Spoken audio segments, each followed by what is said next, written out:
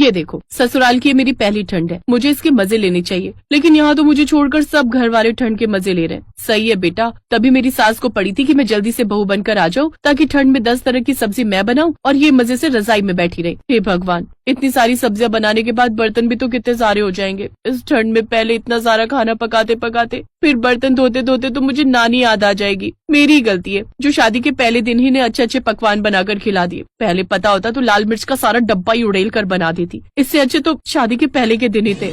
वाह, ये ठंड भी कितनी प्यारी होती है। ठंड में रजाई में दुबके रहना और गाजर का हलवा बना बनाया मिल जाए तो और लाइफ में क्या चाहिए। वाह वाह, मेरी रजाई और ये हलवा। काशीपुर में रहने वाली नैना अपने माता पिता के साथ रहती थी। कॉलेज की पढ़ाई खत्म होते ही अब उसकी माँ ने उसे रसोई का सब काम सिखा दिया, जिसके बाद रसोई का काम अब नैना ही संभालती। लेकिन नैना बड़ी ही आलसी थी, वो अक्सर सब्जी बनाने से दूर भागती। ओफो नैना बेटा, ये सब क्या है? तूने फिर से रोटी के साथ अचार और चटनी बना दी। फ्रिज में सब्जियां रखी हैं, वो क्यों नहीं बनाई? माँ, आप जो बनाए खा लो ना। आपको पता है सब्जी बनाने में कितना टाइम लगता है। पहले उसको धो, छीलो, काटो और फिर बनाओ। इतनी देर कौन गैस के पास खड़ा रहेगा? ना वो बनाओ, मेरे बस की तो नहीं है। अरे कल को ससुराल जाएगी तो वहां भी क्या ऐसे ही आलस दिखाएगी? उन लोगों को भी बिना सब्जी की ही रोटी खिलाएगी। आप हर बार ससुराल वालों को बीच में क्यों ले आती हो? और इसीलिए तो आपसे कहती हूँ मेरे लिए कोई बड़ा ससुराल ढूंढना, जहाँ नौकर चाकर हो, ताकि मुझे ना ये सब ना करना पड़े। ऐसे कुछ समय बीत जाता है और नैना के लिए एक बड़े घर का रिश्ता आता है और कुछ समय बाद नैना ब्याह कर अपने ससुराल चली जाती है। शादी के अगले दिन उसकी पहली रसोई की रस्म होती है। वो रसोई में जाती है तो वहां का गैस चूल्हा देखकर हैरान रह जाती है।